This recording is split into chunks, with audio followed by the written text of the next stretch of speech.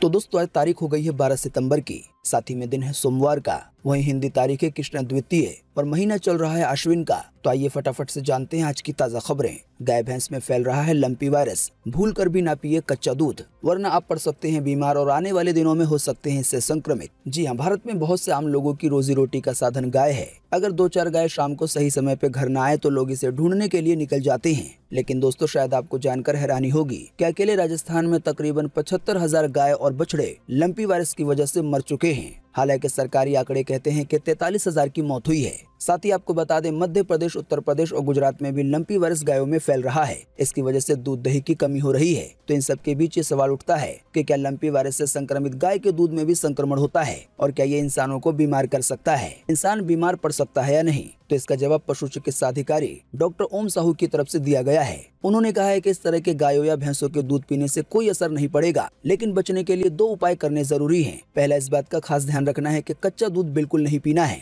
यानी कि संक्रमित गाय या भैंस के कच्चा दूध पीने से किसी तरह की परेशानी हो सकती है। तो फिलहाल जो भी लोग दूध का इस्तेमाल किसी भी तरह से करते हैं तो उन्हें ध्यान रखना चाहिए कि वो कच्चे दूध का इस्तेमाल ना करें। अगर आपने हमारे बीते रोज का मुख्य समाचार देखा होगा तो हमने आपको बताया था कि देश की राजधानी दिल्ली में भी लंपी वायरस की अब एंट्री हो गई है। यहाँ पे 150 से ज्यादा गायें संक्रमित हुई हैं। देखें अगली खबर। कच्चा तेल है अभी बीते 7 महीने में सबसे सस्ता, फिर भी देश में नहीं घट रहे हैं पेट्रोल डीजल के दाम। ऐसा क्यों हो रहा है, अब इस पे मंत्री ने दिया है जवाब। जी हाँ, अंतर्राष्ट्रीय बाजार में कच्चे तेल की कीमतें 7 महीने के निचले स्तर पे पहुंच गई हैं, लेकिन अपने देश में पेट्रोल और डीजल की खुदरा कीमतें नहीं घट रही हैं। जानकारी के मुताबिक अब इसकी वजह के बारे में बताया गया है। आसान सी भाषा में समझाएं तो बीते कुछ महीनों में अंतर्राष्ट्रीय स्तर पे कच्चे तेल के दाम बहुत ज्यादा बढ़ गए थे, लेकिन इसके बावजूद भी तेल कंपनियों ने सरकार के कहने पर पेट्रोल डीजल के दाम नहीं बढ़ाए। तो बीते उन महीनों में तेल कंपनियों का बहुत ज्यादा नुकसान हुआ और फिलहाल अभी इसी की भरपाई की जा रही है। यानी कि अभी अंतर्राष्ट्रीय स्तर पे कच्चा तेल तो सस्ता हो गया है, लेकिन देश के अंदर पेट्रोल और डीजल की कीमतें नहीं घटाई जा रही हैं। लेकिन आने वाले दिनों में ये संभव जरूर हो सकता है कि जैसे ही कंपनियों का घाटा पूरा हो जाएगा वैसे ही पेट्रोल डीजल के दामों में अच्छी गिरावट देखने को मिल सकती है। देखें अगली खबर। वैशाली में प्रेमी जोड़े को पकड़ा, बॉयफ्रेंड के सामने किया गैंगरेप, फिर रेप का वीडियो बनाकर सोशल मीडिया पे डाला। लड़की की हालत है गंभीर, 5 लोगों पे दर्ज की गई FIR। जी हाँ, बिहार के वैशाली में कुछ युवकों ने खेत में एक प्रेमी जोड़े को पकड़ा। इसके बाद 4 से 5 युवकों ने दोनों के कपड़े उतरवाए, मारपीट और गाली गलौज की। पुलिस को बुलाने की धमकी देकर युवकों ने बॉयफ्रेंड के सामने ही लड़की के साथ गैंगरेप किया। जानकारी के मुताबिक जब लड़की बेहोश हो गई तो सभी युवक भाग गए। बताया गया है लड़कों ने इन सभी मामलों का वीडियो भी बना लिया और उसे सोशल मीडिया पे डाल दिया। फिलहाल लड़की की हालत गंभीर है, इसी की वजह से उसका इलाज जारी है। जानकारी के मुताबिक अब इस मामले में पुलिस ने 5 युवकों पे केस दर्ज किया है। साथ ही बताया गया है आरोपियों की गिरफ्तारी के लिए छापेमारी की जा रही है। साथ ही आपको बता दें ये मामला बिहार के जिले वैशाली के जंदाहा थाना इलाके का है। देखें अगली खबर। लोगों को इस बार नहीं पसंद आ रहा है कपिल शर्मा का शो, महसूस हो रही है कृष्णा और भारती की कमी। जी हाँ, कुछ समय के ब्रेक के बाद द कपिल शर्मा शो एक बार फिर छोटे पर्दे पे लौट चुका है। सोनी टीवी पे प्रसारित होने वाले इस शो का लोगों को लंबे समय से इंतजार था। इसका पहला एपिसोड बीते शनिवार को टेलीकास्ट किया गया, जिसमें बॉलीवुड के खिलाड़ी अक्षय कुमार पहले गेस्ट के रूप में नजर आए। जहां एक और इस शो ने एक बार फिर से कुछ लोगों के चेहरे पे मुस्कान ला दी, तो वहीं दूसरी ओर बहुत से लोगों को ये शो कुछ खास पसंद नहीं आया। वैसे तो अक्षय कुमार के होने की वजह से शो में रौनक रही। हालांकि पूरे शो के दौरान लोगों ने कृष्णा, अभिषेक और भारती सिंह को जमकर मिस किया।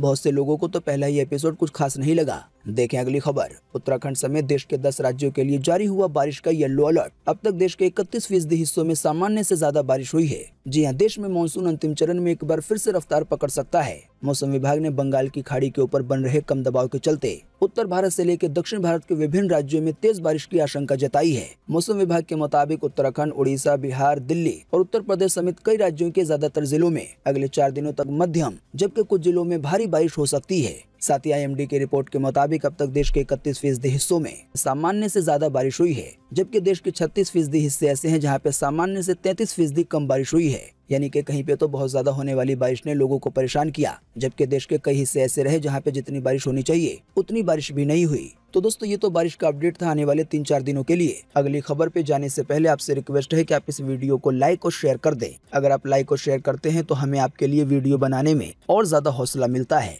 लेकिन आज 12 सितंबर 2022 को पूरे देश में कैसा रहेगा मौसम का हाल। मौसम विभाग ने जारी किया है मौसम का पूर्वानुमान। जी हाँ, मौसम विभाग के अनुसार अगले 24 घंटे के दौरान यानी कि आज 12 सितंबर को उड़ीसा में, गंगे पश्चिम बंगाल के कुछ हिस्सों में मध्यम से भारी बारिश आज हो सकती है। इसके अलावा छत्तीसगढ़ में, मध्य प्रदेश में, तेलंगाना के कुछ हिस्सों में, विदर्भ में, कोंकण में, गोवा में, महाराष्ट्र के मध्य हिस्सों में, साथ ही गुजरात में, झारखंड में, इसके अलावा बिहार के दक्षिणी हिस्सों में, साथ ही उत्तराखंड और तटीय कर्नाटक में भी आज हल्की से मध्यम बारिश हो सकती है। हालांकि इन राज्यों के भी कुछ स्थानों पर भारी बारिश की संभावना जताई गई है। इसके अलावा भी उप हिमालय पश्चिम बंगाल में, सिक्किम में, पूर्व उत्तर भारत में, साथ ही उत्तर प्रदेश, हिमाचल प्रदेश, जम्मू, साथ ही कश्मीर और राजस्थान के पूर्वी हिस्सों में, इसके अलावा केरल में और आंध्र प्रदेश के भी कुछ हिस्सों में आज हल्की से मध्यम बारिश हो सकती है। इसके अलावा भी गिलगित बल्टिस्तान में, मुजफ्फराबाद में, लद्दाख में, तमिलनाडु में, लक्षद्वीप में, साथ ही अंडमान निकोबार द्वीप समूह में भी आज हल्की बारिश की संभावना है। देखें अगली खबर। नोएडा की थप्पड़बाज महिला प्रोफेसर का वीडियो आया सामने। गार्ड ने गेट खोलने में देरी की तो कार से उतरी, फिर मारे थप्पड़ और काट डालने की धमकी दी। जी हाँ, नोएडा में एक बार फिर थप्पड़बाज महिला का वीडियो सामने आया है। जानकारी के मुताबिक उसने गार्ड को एक के बाद एक लगातार 3 थप्पड़ मारे।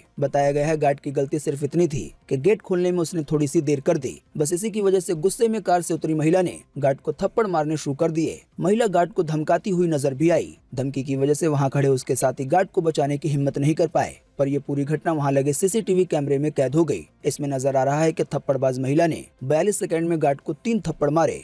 बाद में मामले में पीड़ित गार्ड सचिन ने थाने में शिकायत दर्ज कराई। फिर महिला को बुलाया गया। हालांकि इसके बाद थाने से ही उसे जमानत दे दी गई। देखें अगली खबर। 8 साल बाद श्रीलंका बना एशिया का चैंपियन। बीते रोज के फाइनल मैच में पाकिस्तान को 23 रन से हराया। जी हाँ, एशिया कप के फाइनल में श्रीलंका ने पाकिस्तान को 23 रन से हरा दिया। जानकारी के मुताबिक ये टीम 2014 के बाद इस मेगा टूर्नामेंट की चैंपियन बनी है, यानी कि लगभग 8 साल के बाद। बताया गया है ये श्रीलंका का 6वां टाइटल है। इससे पहले श्रीलंका ने 2014, 2008, 2004, 1997 और 1986 में ये खिताब जीता था। मैच के इन शॉर्ट अपडेट की बात करें तो पहले बल्लेबाजी करते हुए श्रीलंका की टीम ने 20 ओवर में 6 विकेट खोकर 170 रन बनाए थे। हालांकि जवाब में पाकिस्तान की टीम 20 ओवर में केवल 147 रन ही बना सकी और ऑल आउट होने के साथ ही ये मैच हार गई। देखें अगली खबर। भोपाल में तलाकशुदा लोगों का डिवोर्स सेलिब्रेशन हुआ निरस्त। विवाद खड़ा होने के बाद आयोजकों ने लिया फैसला। 200 लोग करने वाले थे एक साथ सेलिब्रेट। जी हाँ, देश के भोपाल में होने वाला तलाकशुदा लोगों का डिवोर्स सेलिब्रेशन कार्यक्रम निरस्त हो गया है। दरअसल अपने आप में अनोखा ये आयोजन विवादों में घिर गया था।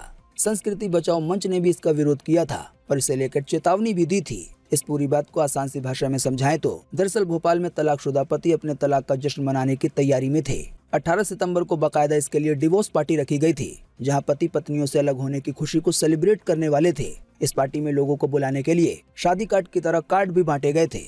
दोस्तों, अगली खबर के बारे में बताने से पहले आपके लिए एक बड़ा सर्वे और एक बड़ा सवाल इसी खबर से जुड़ा हुआ। दोस्तों, आपको इसी वीडियो के नीचे कमेंट बॉक्स में कमेंट करके बताना है कि जिस तरह से शादी विवाह का जश्न मनाया जाता है, तो क्या इसी तरह से तलाक का जश्न मनाना भी सही होगा? इस पर आपकी पर्सनल राय क्या है? वीडियो को देखने के बाद नीचे कमेंट बॉक्स में जरूर लिखें। आपके दिए गए जवाब से भी काफी कुछ पता चलता है। देखें अगली खबर। आधार कार्ड का नंबर किस किस को दिया था? पटना के इस डॉक्टर वाली गलती आप भूल के भी मत करना, वरना बिना OTP आए भी खाता हो सकता है खाली। जी हाँ, बिहार की राजधानी पटना के चर्म रोग विशेषज्ञ डॉक्टर राहुल कुमार शर्मा के SBI अकाउंट से 1 लाख रुपए निकासी कर ली गई है, यानी कि ठगों ने निकाल लिए हैं। जानकारी के मुताबिक मुंबई पुलिस का अधिकारी बनकर डॉक्टर से जालसाज ने बात की थी। उनसे खाते में रुपए भेजने को कहा, लेकिन डॉक्टर साहब तैयार नहीं हुए। बताया गया है डॉक्टर राहुल कुमार ने अपनी तरफ से सावधानी बरतने की पूरी कोशिश की, बावजूद इसके वन टाइम पासवर्ड या डेबिट या क्रेडिट कार्ड से जुड़ी कोई जानकारी दिए बगैर ही जालसाजों यानी कि ऑनलाइन ठगी करने वालों ने खाते से पैसे निकाल लिए। जानकारी के मुताबिक इस मामले को लेकर डॉक्टर ने बैंक और साइबर सेल के साथ ही थाने में भी शिकायत दर्ज कराई।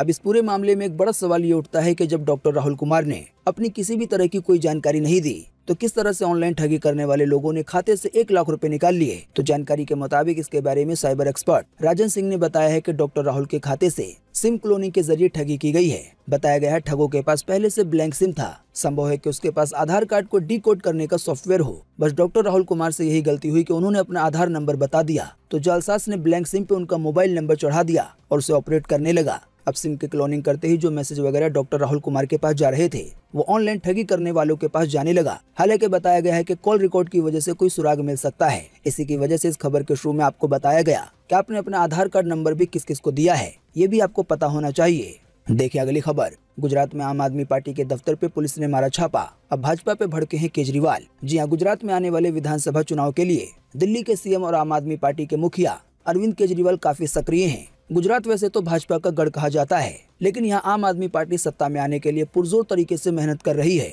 इसी बीच एक ताज़ा जानकारी आई जिसमें ये बताया गया कि गुजरात में आम आदमी पार्टी के नेता ईसुदान गढ़वी ने ट्वीट करके कहा कि केजरीवाल जी के अहमदाबाद पहुंचते ही आम आदमी पार्टी के अहमदाबाद ऑफिस पे गुजरात पुलिस ने रेड की। 2 घंटे तक तलाशी की और चले गए, उनको कुछ भी नहीं मिला। हालांकि कह के गए कि फिर आएंगे। तो इसी पुलिस की रेड के जवाब में केजरीवाल ने कहा कि गुजरात की जनता से मिल रहे अपार समर्थन से भाजपा बुरी तरह से बौखला गई है। आम आदमी के पक्ष में गुजरात में आंधी चल रही है। साथ ही केजरीवाल ने कहा कि दिल्ली के बाद अब गुजरात में भी रेड करनी शुरू कर दी है। दिल्ली में कुछ नहीं मिला और गुजरात में भी कुछ नहीं मिला। फिर केजरीवाल ने कहा कि हम कट्टर ईमानदार और देशभक्त लोग हैं। अरविंद केजरीवाल को लेकर देखें एक और खबर। दिल्ली में 1000 लो फ्लोर बसों की खरीदी में हुआ घोटाला, एलजीआई ने सीबीआई की जांच को मंजूरी दी। इसके बारे में अब आम आदमी पार्टी ने कहा कि हमें पढ़े लिखे उपराज्यपाल की जरूरत है। जी हां, शराब घोटाले की जांच झेल रही दिल्ली सरकार पर अब लो फ्लोर बसों की खरीदारी में भ्रष्टाचार का आरोप लगा है। दिल्ली के एलजी वीके सक्सेना ने बीते रविवार को मामले की सीबीआई जाँच को मंजूरी दे दी। जानकारी के मुताबिक दिल्ली सरकार के भ्रष्टाचार की ये शिकायत दिल्ली परिवहन निगम यानी कि डीटीसी के मुख्य सचिव नरेश कुमार ने बीते 9 जून को दर्ज कराई थी। तो अब इस मामले को लेकर भी सीबीआई जांच करेगी। जानकारी के मुताबिक दिल्ली सरकार पे 5000 करोड़ के घोटाले का आरोप लगा है। देखें अगली खबर। गुलाम नबी आजाद बोले 370 की बहाली के सपने ना देखें कश्मीरी, यहाँ के नेता लोगों को गुमराह कर रहे हैं, लेकिन मैं ऐसा नहीं कर सकता। जी हाँ, कांग्रेस के पूर्व दिग्गज नेता और जम्मू कश्मीर के सीएम रहे गुलाम नबी आजाद ने कहा है कि अब कश्मीर में धारा 370 बहाल नहीं हो सकती। कश्मीरी इसके सपने देखना छोड़ दें। गुलाम नबी आजाद बीते रविवार को बारामूला में एक रैली को संबोधित कर रहे थे। साथ ही उन्होंने कश्मीर के स्थानीय नेताओं पर भी हमला बोला। उन्होंने कहा कि कश्मीरी भाई बहन इन नेताओं की बात में ना आए, वो कश्मीरियों को अपनी राजनीति के लिए गुमराह कर रहे हैं। आप सभी को पता है कि जब तक संसद में 2/3 सांसद इसके समर्थन में नहीं आते तब तक कश्मीर के लिए धारा 370 लाना नामुमकिन है। मैं आप लोगों को ना इसके नाम पे गुमराह करूंगा और ना होने दूंगा। देखें अगली खबर। ब्रह्मास्त्र मूवी ने 2 दिन में कमाए 160 करोड़ रुपए। कोरोना के बाद पहली हिंदी फिल्म ने की है इतनी कमाई। 200 करोड़ रुपए तक जा सकता है वीकेंड कलेक्शन। जी हां, रणबीर कपूर और आलिया भट्ट की फिल्म ब्रह्मास्त्र बॉक्स ऑफिस पे पहले दिन से ही कमाई के मामले में रिकॉर्ड बना रही है। बीते शुक्रवार को रिलीज के दिन फिल्म ने ग्लोबल कलेक्शन 75 करोड़ रुपए का किया। वहीं दूसरे दिन यानी कि बीते शनिवार को फिल्म ने 85 करोड़ का बिजनेस किया। इस तरह से केवल 2 दिनों में इस मूवी ने 160 करोड़ रुपए की कमाई कर ली है। हालांकि आपको बता दें ये अभी भी अपने बजट से पीछे है, क्योंकि जानकारी के मुताबिक इस ब्रह्मास्त्र मूवी को बनाने में 410 करोड़ रुपए का खर्चा आया है। एक और ताजा जानकारी के मुताबिक अब कंगना रनौत ने फिल्म के कमाई के मामले में एक और आरोप लगाया है। देखें अगली खबर। ब्रह्मास्त्र मूवी की 70% कमाई है फर्जी। कंगना रनौत बोली फिल्म के नए आंकड़े बहुत कम है। जी हाँ, कंगना रनौत ने हाल ही में ब्रह्मास्त्र मूवी के बॉक्स ऑफिस आंकड़ों में बहुत ज्यादा हेरफेर के दावे पर अपना ओपिनियन दिया है। कंगना ने फिल्म मेकर और राइटर एरे मृदुला कैथर के ट्वीट को अपने इंस्टाग्राम स्टोरी पे शेयर करते हुए लिखा कि ब्रह्मास्त्र मूवी एक नए लोअर स्टेट पर है। फिल्म के को प्रोड्यूसर करण जौहर ने बीते शनिवार को ट्वीट करके बताया था कि ब्रह्मास्त्र का world wide opening collection 75 crore रुपए रहा। हालांकि अब इसके बारे में दावा किया गया है कि मूवी की जो कमाई है वो 70% फर्जी कमाई है। बस लोगों को गुमराह करने के लिए ऐसा कहा जा रहा है। हालांकि दोस्तों ये केवल आरोप है। देखें अगली खबर। ओटीटी प्लेटफॉर्म पे डेब्यू करेंगे शाहरुख खान और फ्री में कोचिंग क्लास देंगे सोनू सूद। बॉलीवुड की दुनिया से आई है 2 और बड़ी खबर। जी अभिनेता शाहरुख खान काफी लंबे वक्त से पर्दे से दूर हैं। हालांकि इस बार वो आर माधवन की रॉकेटरी द नंबी इफेक्ट में नजर आए और रणबीर कपूर की हालिया रिलीज फिल्म यानी कि ब्रह्मास्त्र मूवी में भी नजर आए, मगर दोनों ही फिल्मों में उनका बहुत छोटा रोल रहा। बतौर लीड एक्टर फैंस उनके पर्दे पे वापसी का इंतजार कर रहे हैं। इसी बीच ताजा जानकारी के मुताबिक फिल्मों से अलग शाहरुख खान को लेकर एक दिलचस्प खबर सामने आई है। रिपोर्ट्स की माने तो शाहरुख खान जल्द ही ओटीटी प्लेटफॉर्म पे डेब्यू कर सकते हैं, यानी कि ओटीटी प्लेटफॉर्म पे जो सीरीज वगैरह आती है उनमें नजर आ सकते हैं। अब दूसरी खबर है सोनू सूद को लेकर। जैसा कि आप जानते हैं सोनू सूद कोरोना में लोगों के लिए मसीहा बनकर उभरे थे। अभिनेता आज भी लाखों लोगों की मदद करते रहते हैं। सिर्फ इतना ही नहीं, हर वीकेंड पर उनके घर के बाहर जिला अस्पताल जैसा हाल रहता है, क्योंकि उनके घर के बाहर मदद मांगने वालों की लंबी लंबी लाइनें लगी रहती हैं। अभिनेता भी जरूरतमंदों के पास जाकर सभी से पूछकर उनकी मदद करते हैं। ताजा जानकारी के मुताबिक अब इसी कड़ी में सोनू सूद को लेकर ये खबर आई है कि वो स्टूडेंट्स के लिए एक नई पहल कर सकते हैं। बताया गया है बच्चों की पढ़ाई अच्छी हो इसके लिए कोचिंग शुरू कर सकते हैं। देखें अगली खबर। पापुआ न्यू गिनी में आया भयंकर भूकंप। रिएक्टर स्केल पे इसकी तीव्रता थी 7.6। अब सुनामी का अलर्ट किया गया है जारी। जी हां, दक्षिण पश्चिम सागर के देश पापुआ न्यू गिनी में बीते रविवार को भयंकर भूकंप आया। यूएस जियोलॉजिकल सर्वे के मुताबिक रिएक्टर स्केल पे भूकंप की तीव्रता 7.6 मापी गई। ये अपने आप में एक बहुत ज्यादा तीव्रता है। भूकंप का एक वीडियो भी आया है। फिलहाल वैसे तो भूकंप की वजह से किसी के मारे जाने की खबर नहीं है। हालांकि भारी नुकसान की आशंका जताई गई है। जहाँ पे भूकंप आया वहाँ के लोगों को ऊंचे स्थानों पे जाने को कहा गया है। साथ ही सुनामी का भी अलर्ट जारी किया गया है। दोस्तों, आप नहीं जानते हैं तो आपको बता दें कि एक्सपर्ट ये कहते हैं कि जब समंदर में भूकंप आता है तो उससे सुनामी आने का खतरा बढ़ जाता है। देखिए अगली खबर।